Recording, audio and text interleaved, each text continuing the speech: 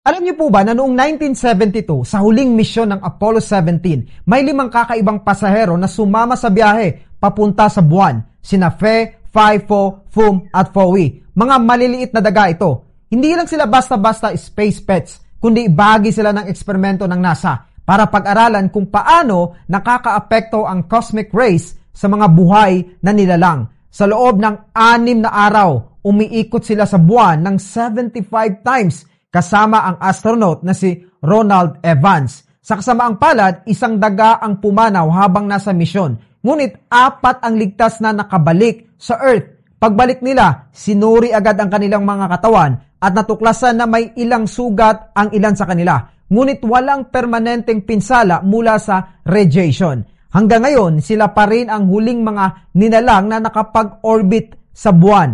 Isang maliit na hakbang para sa daga pero malaking tulong para sa agham at sa ating mga tao.